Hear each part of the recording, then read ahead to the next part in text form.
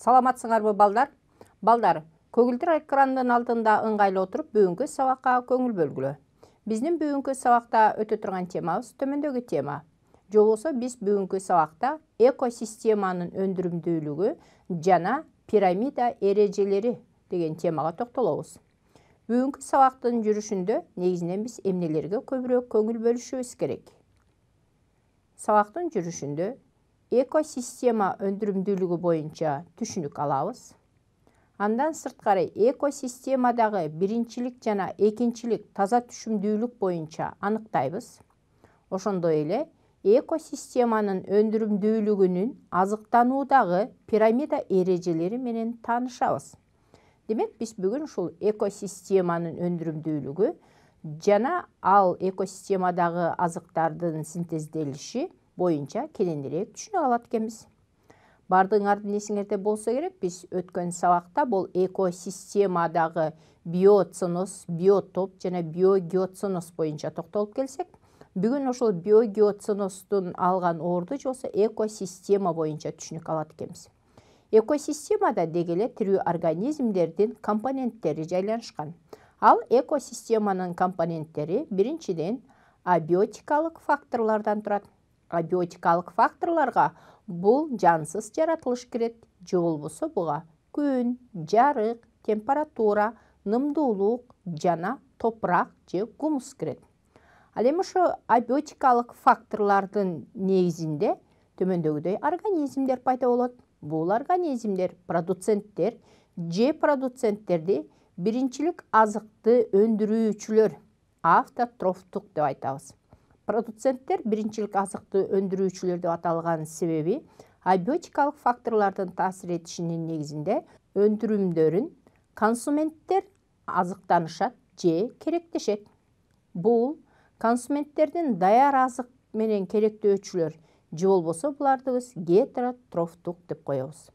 Мына ушул консументтер даяр азыкты керектөөчү гетеротрофтуктар жана продуценттердин бардыгын тең өлгөндөн кийин чиритип ажыратуучуларды редуценттер дейбиз. Же болбосо редуценттер, буларды биз өткөн сабакта да токтолуп келгенбиз. Мына ушул чиритүүчү редуценттердин органикалык заттардан органикалык эмес заттарга чейин ажыратуучулар деп аталат. Бул ажыратуучулардын негизинде биогендик заттар пайда болот. Биогендик заттарга силер көрүп тургандай көмүр кычкыл газы, суу, аммиак, күкүрт жана башка биогендик заттар редуценттердин негизинде продуценттер менен консументтерди чиритип ажыратуучулар болуп саналат экен. Ал эми биогендик заттардын негизинде абиотикалык факторлордун курамы дагы түзүлүшөт. Мына бул экосистеманын компоненттери болуп саналат экен. Мына ушул экосистемадагы компоненттердин негизинде экосистемалык өндүрүмдүүлүк пайда болот. Ал эми экосистеманын өндүрүмдүүлүгү бул биринчилик экосистеманын өндүрүмдүүлүгү жана экинчилик экосистеманын өндүрүмдүүлүгү биригип булар бөлүкчөлөрдү пайда кылат экен. Же муну биз биринчилик бөлүкчөлөр жана экинчилик бөлүкчөлөр деп карайт экенбиз. Биринчилик бөлүкчөлөр буларда биз продуценттер деп айтсак болот. Продуценттер өзү эле айтып аткандай булар продукцияны пайда кылып азыкты синтездөөчүлөр, же болбосо буларды биз өсүмдүктөр жана кээ бир клеткалуу организмдер, жаныбарлар кирет. Буга инфузория туфелка жана жашыл эвкленаны мисалга алганбыз. Ал эми ушул продуценттерден биринчилик бөлүкчөлөрдөн экинчилик бөлүкчөлөр азыктанышат. Аларды биз консументтер деп карайбыз. Буга мисал үчүн силер көрүп тургандай экинчилик же болбосо консументтерге жаныбарлар жана кээ бир тирүү организмдердин топторлору кирет экен.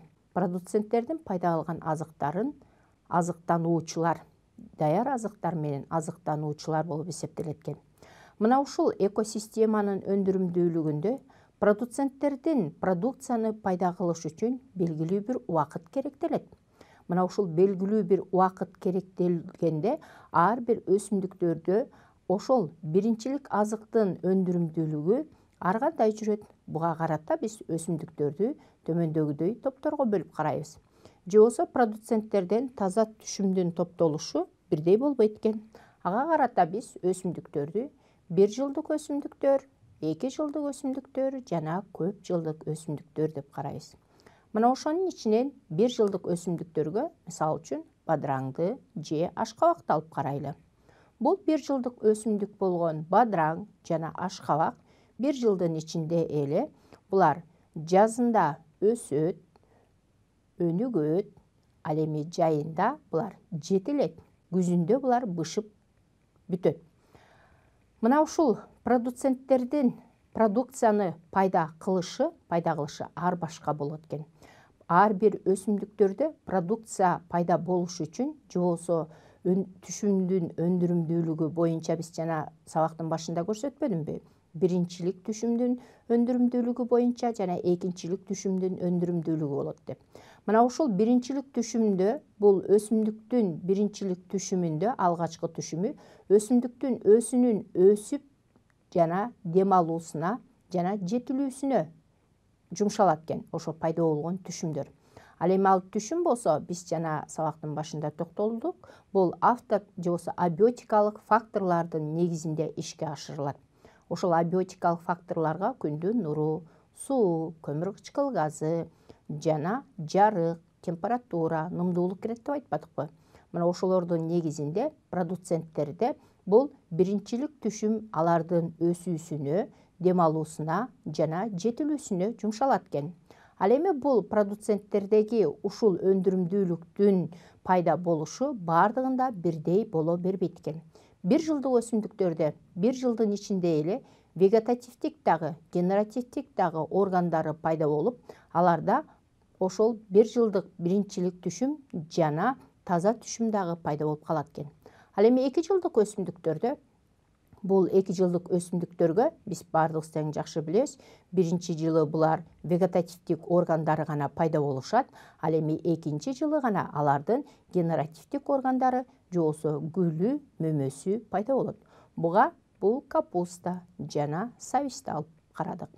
Ал эми көп жылдык өсүмдүктөр бар. Бул көп жылдык өсүмдүктөргө булар бир нече жылдан кийин генеративдик органдары пайда болушу мүмкүн, же болбосо ошол бир жыл сайын булар өзлөрүнө мөмөлөрдү жана урукту пайда кылып турушу мүмкүн, же болбосо жашоосунда өсүп өлгөнгө чейин бир эле жолу мөмө бериши мүмкүн. Демек, көп жылдык өсүмдүктөрдө таза түшүмдүн топтолушу бирдей болбойт экен.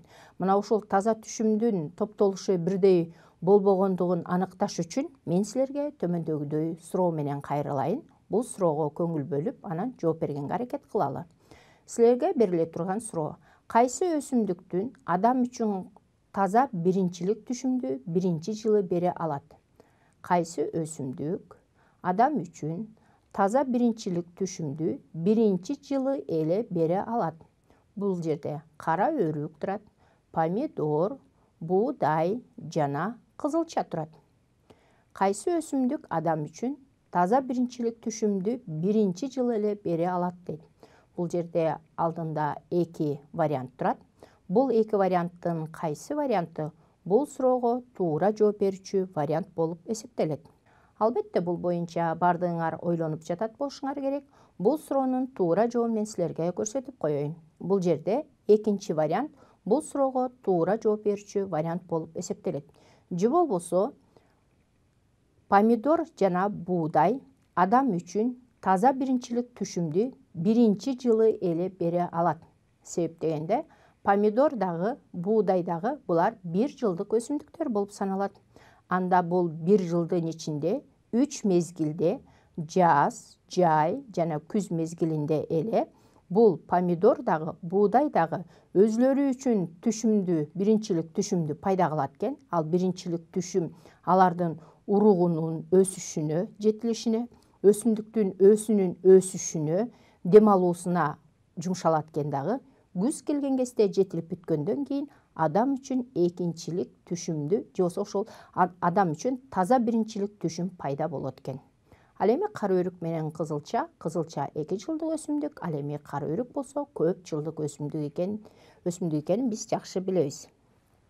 Мына ушул суроолордон кийин мен силерге азыр төмөндөгү тасманы көрсөтөйүн. Экосистеманын өндүрүмдүүлүгү боюнча продуценттерге бул өсүмдүктөр кирет экен. Өсүмдүктөр бул уругунан өнүп, алар өнүп жетилиш үчүн бул урук өзүнө биринчилик түшүмдү пайда кылат экен. Алардын пайда кылган биринчилик түшүмү абиотикалык факторлордун таасиринин астында өзүлөрүнө органикалык заттарды синтездейт экен. Ал ошо өсүп жетилгенге чейин кандайдыр бир белгилүү бир убакыт керектелет экен. Мына ошол белгилүү бир убакытта өсүмдүктөрдүн биринчилик түшүмүндө өсүү, дем алуу жана жетилүүсү бүткөндөн кийинки калып топтолгон түшүмдү биз таза түшүм деп коебуз, же болбосо муну таза биринчилик түшүм дейбиз.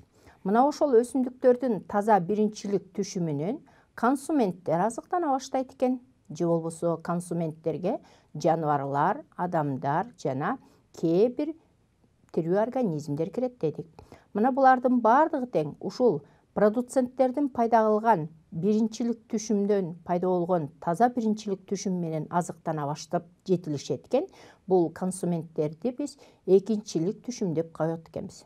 Же болбосо ушул экинчилик түшүм бул өзүлөрүнө продуценттерден топтогон азыктар аркылуу азыктанып жетилишкенден кийин бул экинчилик түшүмдөр менен башка түр организмдер дагы азыктана башташат экен. Демек бул экосистемадагы азыктануунун биринчилик жана экинчилик түшүмү бул белгилүү бир мезгилде, белгилүү бир убакытты талап кылат экен дагы, ал бири-биринен көз каранды болот экен. Же болбосо бул көз карандылыкты биз төмөндөгүдөй кылып карасак болот. Мисалы үчүн, бардыгыбыз тең жакшы билебиз, мына ушул өсүмдүктөр биринчи уруктан пайда болуп, өсүп жетилгенге чейин ал өзү үчүн түшүмдү, биринчилик түшүмдү пайда кылат экен. Ал пайда кылган биринчилик түшүм аркылуу өсүмдүк өзү гана жай мезгили, жаз мезгилинде жетилип бүтсө, күзүндө алардын жетилген азыктары менен башка консументтер алар менен азыктана баштайт экен. Ал эми ошо консументтердин өсүп жетилүүсү биринчилик таза түшүмдөн көз каранды болот экен. Ал эми биринчилик таза түшүм бул абиотикалык факторлордон көз каранды болот. Башка айтканда, ал өсүмдүк өсүп жетилиш үчүн аларга нымдуулук, жарык, жылуулук толук жетиштүү болуш керек. Ошондой эле албетте суу. Качан гана ушул продуценттердин жетилүүсүнө качан гана жетилүүсү жеткиликтүү болгон кезде гана калган консументтер алар менен азыктанып, алардын өсүү жетилүүсү болот экен. Бул өсүп жетилүүсү төмөндөгүдөй баскычтарды пайда кылат. Же болбосо муну биз, мисалы үчүн, 1 гектар жердеги беденин кургак салмагы, 1 гектар жердеги беденин кургак салмагы деген бул кургак салмак деген бул таза биринчилик түшүм жөнүндө айтылып атат. Мына ошол 1 гектардагы кургак беденин салмагы 8102 килограмм. Анда ушул беденин кургак салмагы менен азыктанган жаныбардын саны же болбосо салмагы 10 эсеге аз болот экен. Анда чөп менен азыктанган жаныбардын саны же болбосо салмагы 10 эсеге аз болсо, чөптү 8 тонна деп алсак, ал эми аны менен азыктанган жаныбарлар бул 810ду түзөт экен. Мисалы үчүн, бул чөп менен азыктанган жаныбарга биз коёнду алып карай турган болсок, коён 1 гектар жердеги 8 тонна бедени жеш үчүн коёндун саны андан 10 эсеге азыраак болуш керек экен. Ошондо гана бул жерде продуценттер менен консументтердин ортосундагы тең салмактуулук сакталган болуп саналат экен.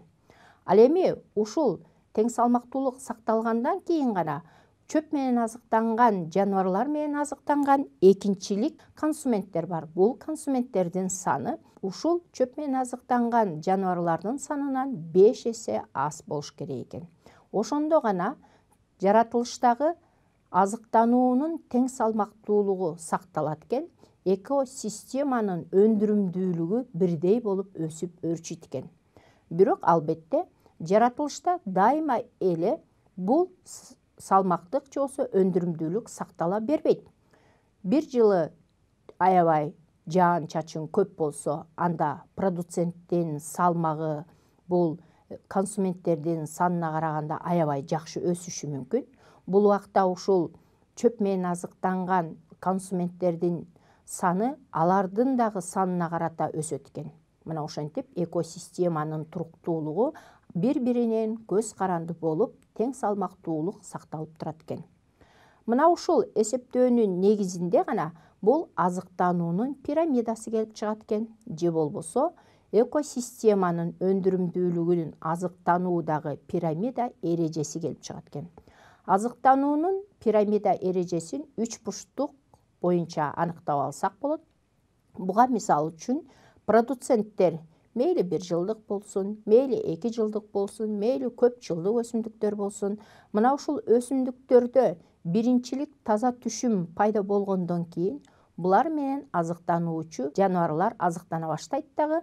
Ошол биринчилик таза түшүм менен азыктанган жаныбарлар экинчилик түшүмдү пайда кылат экен.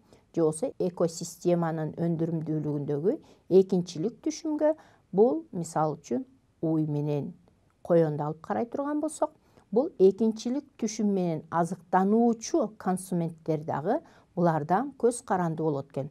Жана алардын көбөйүүсү, өсүүсү, өөрчүүсү жана жетилүүсү продуценттер менен консументтердин же ошол продуценттер менен азыктанган тирүү организмдердин азыктануусунан көз каранды болот экен.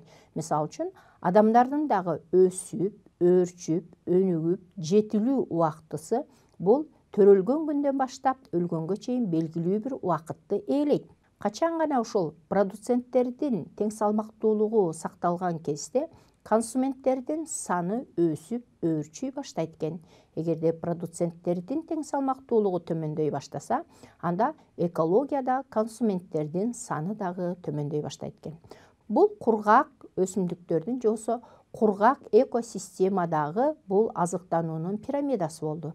Мына ушул кургак системанын же болбосо кургак экосистемадагы азыктануу пирамидасы бул көлмөлөрдө дагы сакталат экен.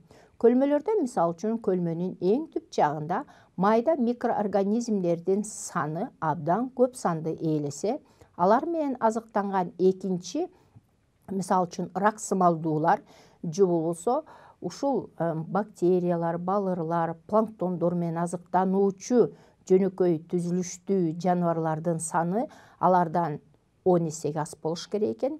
Ал эми ушул рак сымалдуулар менен жана жөнөкөйлүүлөр менен азыктанган экинчилик азыктануучу өндүрүмдөр алардын санынан 5 эсеге аз болуш керек экен. Ал эми ошол консументтер менен азыктануучу балыктар менен азыктануучу мисалы үчүн жырткыч жаныбарлардын саны алардан дагы 5 эсеге аз болуш керек экен. Ал эми бул балыктар менен азыктанган жырткычтар менен азыктануучу жаныбар акайуунга алып карай турган болсок, анын саны бул балык жеген жырткычтын санынан дагы 5 эсеге аз болуш керек экен. Мына ушул азыктануунун пирамидалык эрежеси сакталганда гана бул жер бетиндеги тиричиликтин тең салмактуулугу дайыма сакталып турат экен. Ал эми бул пирамида эрежесинин тең салмактуулугунун бузулушу кайсыл убакта бузулат? Албетте бул адамдардын терс таасирлеринин негизинде гана бузула алат. Мына балдар, мен бүгүн силер менен ушул экосистеманын өндүрүмдүүлүгү жана пирамида эрежелери боюнча түшүнүк бердим. Анда бул өтүлгөн сабагыбызды жыйынтыктоо иретинде мен силерге төмөндөгүдөй суроо дайындадым. Бул суроону окуп, көңүл бөлүп, жооп бергенге аракет кылып көргүлө. Анда мен силерге бере турган суроом төмөндөгү суроо. Азыктануунун тисмеги кайсы тисмекте туура түзүлгөн? Кызыл карагайдын уругу менен кирпи, кирпи менен чычкан, чычкан менен түлкү азыктанабы? Же түлкү, кирпи, чычкан, кызыл карагайдын уругу туура тизмекти түзүп турабы? Же кызыл карагайдын уругу, чычкан, кирпи, түлкү бул азыктануу тизмегине туура келеби? же чычкан, кирпи, кызыл карагайдын уругу, түлкү деген тизмек бул азыктануунун тизмегине туура келеби? Алдында 4 вариант турат. 4 варианттын кайсы варианты бул суроого туура жооп берүүчү вариант болуп эсептелет? Азыктануу тизмеги кайсы тизмекте туура түзүлгөн? Албетте бул боюнча бардыгыңар ойлонуп жатат болушуңар керек. Бул суроонун туура жообун мен силерге көрсөтүп кое берейин. Албетте бул жерде азыктануунун туура тизмеги 3-В вариант бул жерде туура вариант болуп эсептелет. Башкача айтканда, кызыл карагайдын уругу менен чычкан азыктанса, чычкан менен кирпи чечен азыктанса, кирпи чечен менен түлкү азыктанат. Мына бул азыктануунун пирамидалык эрежесинин туура түзүлүшү болуп эсептелет экен. Же болбосо азыктануунун тизмегинин туура түзүлгөн тизмеги бул 3-чү вариант туура жооп берүүчү вариант экен. Мына балдар, мен бүгүн силерге ушул экосистеманын өндүрүмдүүлүгү жана пирамида эрежеси боюнча түшүнүк бердим.